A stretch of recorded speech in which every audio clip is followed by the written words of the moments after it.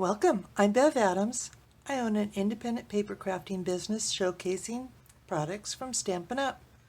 I sell the products I used in this project and also a few extra items to make crafting more convenient. I have the free detailed directions for this project on my website.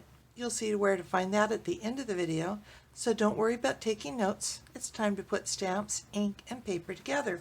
My card base is one of the new in colors, Rococo Rose.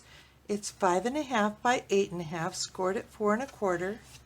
I have a piece of Whisper White that's 5 1/4 by 4 to go on the inside, and a piece of Whisper White. This is really a scrap, and a piece of vellum that is 5 1/4 by 4, and a piece of Designer Series paper that you'll find in the 6 by 6 Designer Series paper that is from the 2019-2021 collection.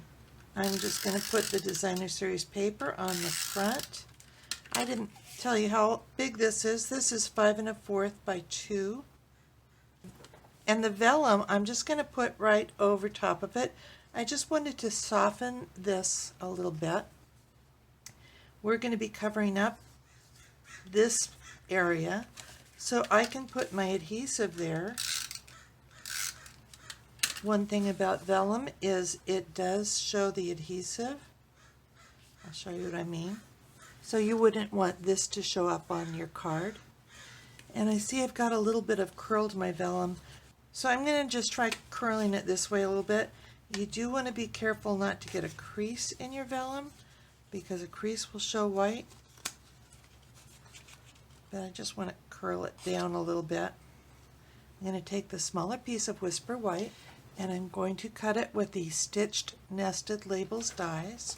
So I'm using the number 2 Stitched Nested Labels die.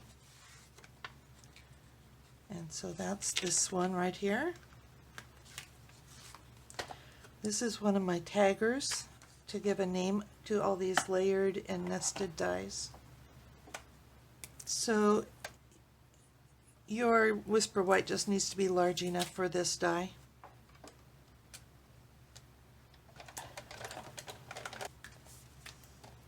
I didn't tell you what my inks are. I'm using Garden Green and Rococo Rose ink. And I will also be using the dark Rococo Rose Stampin' Blends.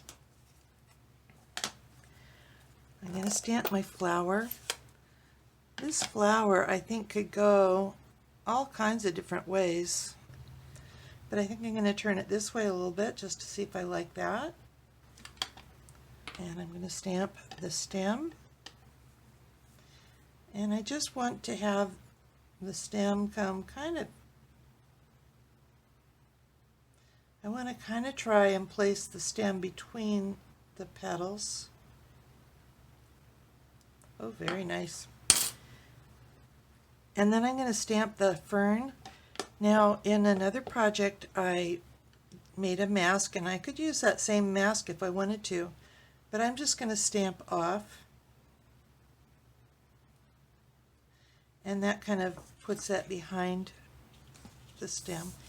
And I'm going to stamp that same fern on the inside of my card.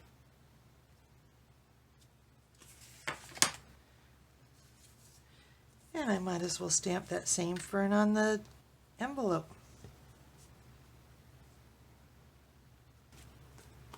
I'm just going to put my label on the front of the card. I'm practically finished.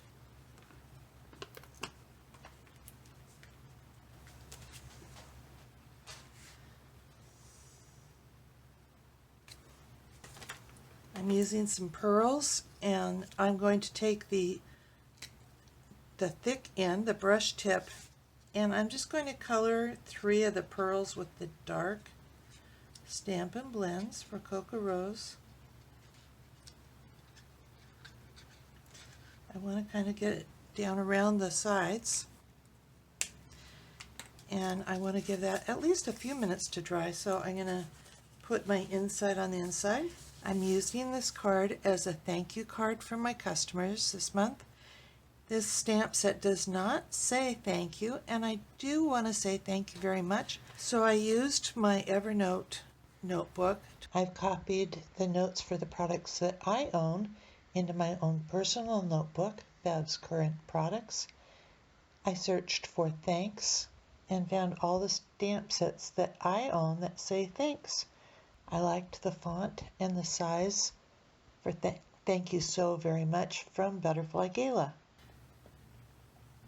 So I'm going to just stamp that right in the middle and adhere that into my card.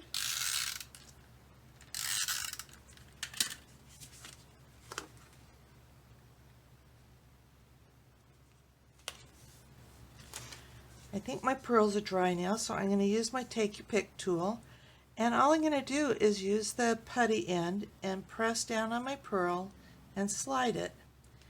And the adhesive is stronger than the putty, so it stays right where I wanted it.